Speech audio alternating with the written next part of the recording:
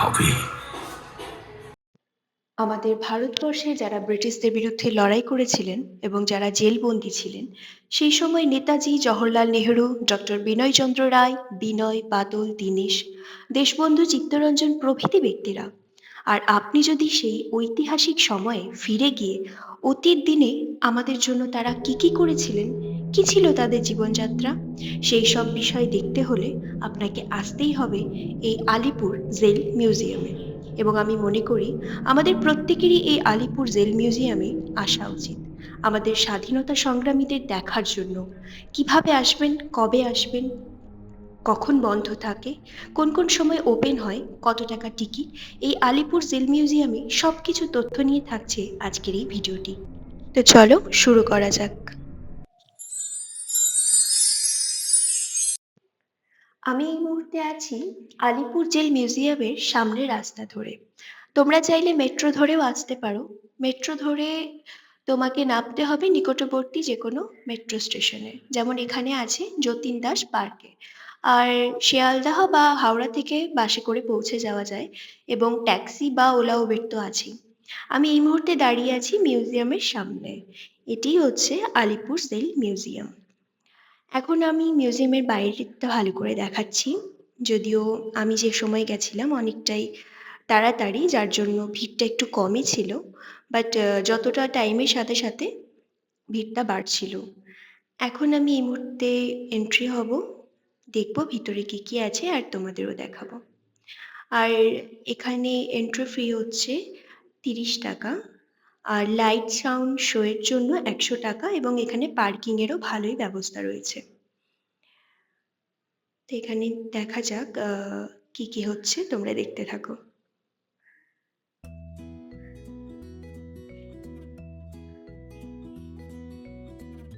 চারিদিকটা খুব সুন্দরভাবে একদম মেনটেন করা, ফুলগুলোও খুব সুন্দর।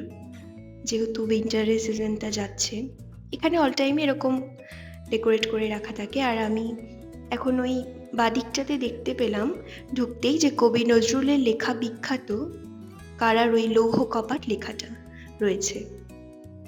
এই আলিপুর জেল মিউজিয়ামটা পুরোটা আমাদের ইন্ডিয়ায় যারা দেশের স্বাধীনতার জন্য সংগ্রাম করেছিলেন ম্যাক্সিমাম তাদের নিয়েই এই জেল মিউজিয়াম।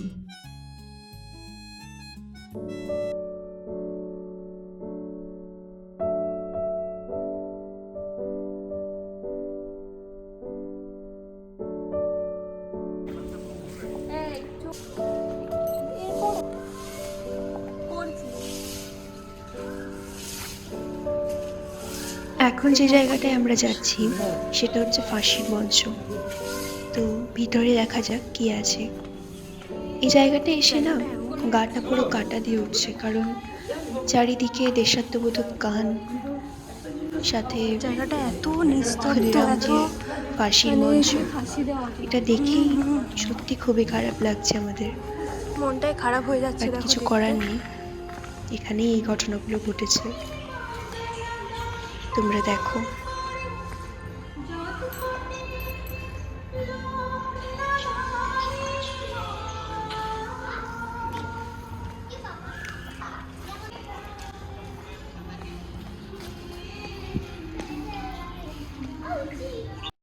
এই ছোট ছোট কক্ষগুলিতে আমাদের ভারতীয় সংগ্রামীদের বন্দি করে রাখা হতো। এটা হচ্ছে দীনেশ গুপ্তর জেল কক্ষ। রাইটার্স বিল্ডিং আক্রমণ এবং ব্রিটিশ কর্নেল এন.এস. সিম্পসন তাকে প্রধান হত্যাকাণ্ডে প্রথম ভূমিকা ছিলেন এই দীনেশ গুপ্তের, এবং তাকে এই সেলে বন্দি করে রেখে পরবর্তীতে মৃত্যুদণ্ড দেওয়া হয়েছিল এখানেই। প্রচুর ইতিহাস এই আলিপুর জেল মিউজিয়ামে জড়িয়ে রয়েছে।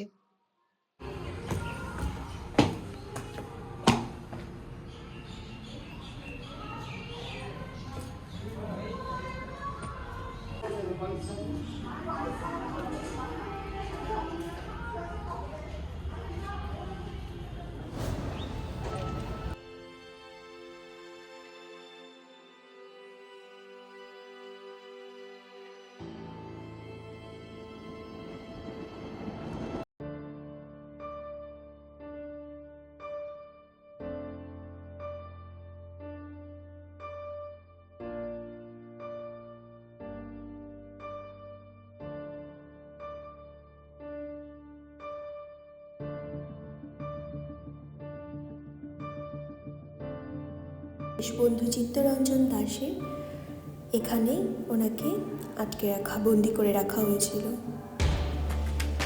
1922 ফেব্রুয়ারি থেকে 9 আগস্ট পর্যন্ত ওনাকে এখানেই বন্দি করে রাখা হয়েছিল।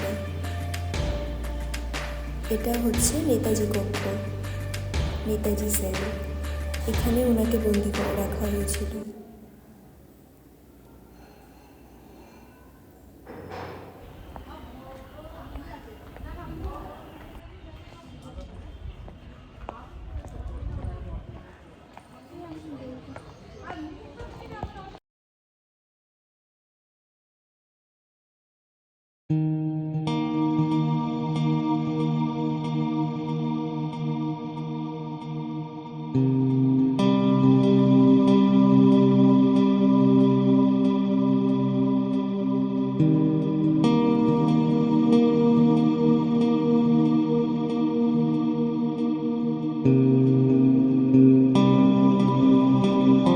এখন যেখানে আমরা এসেছি সেটা হচ্ছে নেহরু সেল।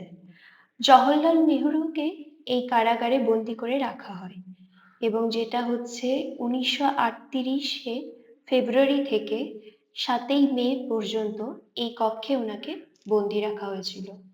ব্রিটিশদের বিরুদ্ধে আইন অমান্য আন্দোলনের জন্য উনি অংশগ্রহণ করার জন্য ওনাকে এখানে বন্দি করে রাখা হয়। প্রায় 80 দিন মতো ওনাকে এখানে এই ছোট্ট কক্ষে ওনাকে জীবনযাপন করতে হতো এবং ওনাকে দেখতে ওনার মেয়ে ইন্দিরা গান্ধী এখানে প্রায় আসতেন। সেটার জন্য বাইরে এখানে একটা ইন্দিরা গান্ধীর একটা স্ট্যাচু করা আছে। এখন আমি আন্দামানে ওনারা যেভাবে ছিলেন সেটা এখন দেখতে যাব। তো উপরে যেতে হবে, তার জন্য উপরে এদিকে সিঁড়ি দিয়ে এখন আমরা উপরে যাব। তো উপরটা কীরকম আমার বারবার নষ্ট।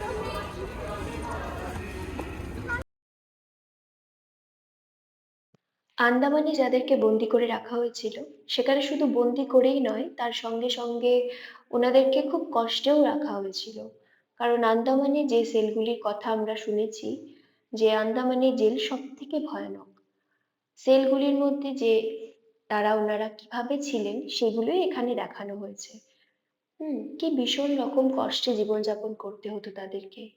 অ্যাকচুয়ালি এনারাই আমাদের ফ্রিডম ফাইটার।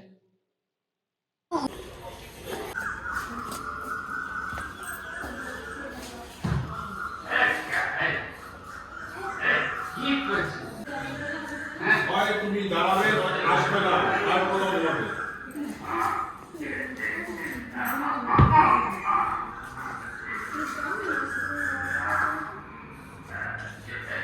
যখন শুরু করতে তুমি তখন চলে আসবে। তুমি জানো তোমার শুরু করতে কেউ যাবে না, সব দাঁড়িয়ে যাচ্ছে। যখনই কেউ তাও তুমি তোমার শুরু করো।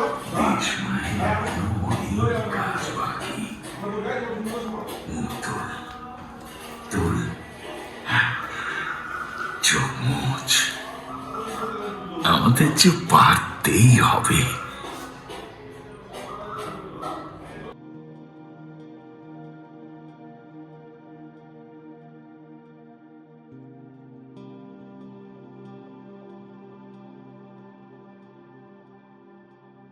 এখন আমি গেছিলাম নেতাজি সুভাষচন্দ্র বোসের রুম দেখতে, বাট আমাকে এত গরম লেগেছে যে আমার আর রুম দেখার ইচ্ছে চলে গেছে সত্যি বলতে।